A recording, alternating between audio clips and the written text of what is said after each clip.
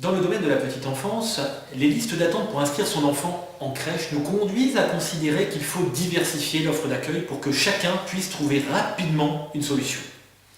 Ainsi, nous entendons procéder au déplacement de la crèche des petits loups vers l'ex-structure de l'UTPS. La crèche actuelle n'est plus adaptée, les bâtiments sont vétustes et doivent impérativement être restaurés.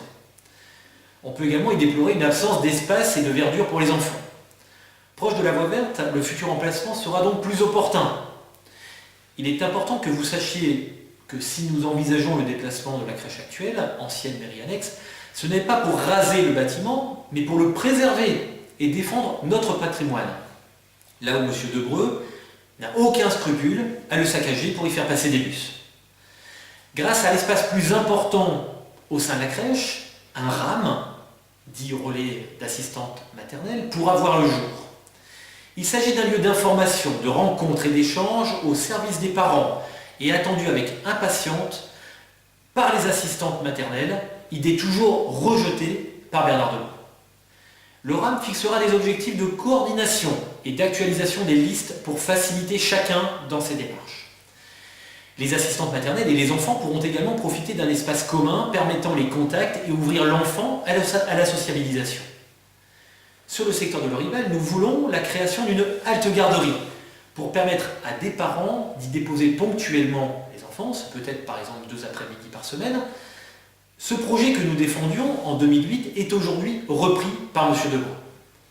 Enfin, pour compléter ces dispositifs, j'entends donner l'impulsion auprès des entreprises pour la création d'une crèche interentreprise.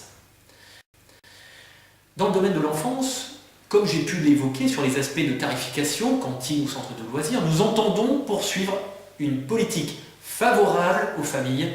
Je n'y reviens pas. Sur la question scolaire, nous avons inscrit la réussite scolaire grande cause municipale 2014. De quoi s'agit-il en réalité? L'école est le lieu indissoluble qui permet de construire l'avenir de l'enfant. Il est impératif que ce clin prenne ce sujet avec sérieux et responsabilité. Pour tenir notre objectif d'inscrire la réussite scolaire, grande cause municipale, il sera dès lors nécessaire de promouvoir immédiatement un temps d'études durant les heures de garderie au sein de chaque école pour l'aide au soutien scolaire. Cela passera par la revalorisation de la situation des agents municipaux, en les formant à l'accompagnement. Cela passera également par la participation des associations existantes. Et enfin, la revalorisation des bourses communales pour les étudiants qui accepteront de parrainer un ou plusieurs enfants en difficulté. Préparer l'enfant à une bonne scolarité se prépare également dès le plus jeune âge, notamment par l'apprentissage des langues. Il sera donc nécessaire de recruter au sein des structures d'accueil des intervenants bilingues pour faciliter l'apprentissage des langues étrangères dès le plus jeune âge et ainsi rompre avec la fracture scolaire. Dans le domaine de la jeunesse, il sera nécessaire d'aménager un lieu incontournable d'expression artistique et culturelle pour valoriser les talents et les projets de notre jeunesse, qui ne manquent pas sur ce clin. Le Château Guillemot nous paraît être l'endroit idéal pour ce faire. Nous souhaitons également encourager les initiatives. Cela passe par être plus attentif aux nouveaux talents et les aider à rayonner au-delà de la ville. C'est aussi soutenir les projets de notre jeunesse par une aide financière. C'est créer un studio d'enregistrement au sein du centre municipal d'expression musicale. Et grâce à une vraie maison des associations située dans la mairie annexe restaurée, il sera d'autant plus facile de soutenir les projets associatifs de la jeunesse clinoise. Côté sportif, nous soutenons depuis 2008 l'idée de la création d'un vrai pôle sportif autour de la piscine avec une piste d'athlétisme accessible aux écoles. Pour compléter ces dispositifs, nous entendons développer les services destinés aux jeunes dans un parcours vers l'insertion et l'autonomie.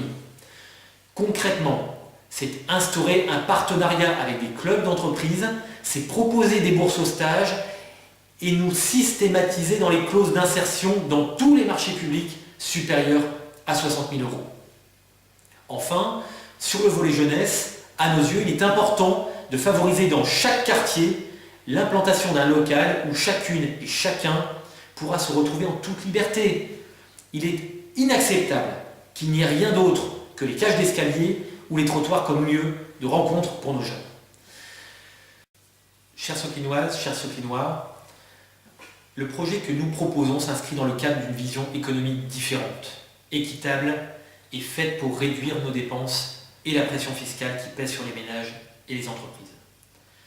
L'avenir de Seclin ne peut pas se construire sur la désinformation, l'opacité et l'absence de démocratie.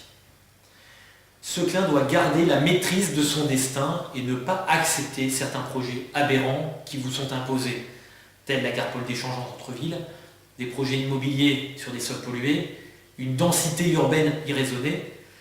Pour chacun de nos quartiers, de beaux projets nous attendent. Vous connaissez mon engagement pour Seclin. Vous connaissez ma détermination à faire grandir Seclin tout en restant très vigilant pour permettre à cette ville de conserver son âme.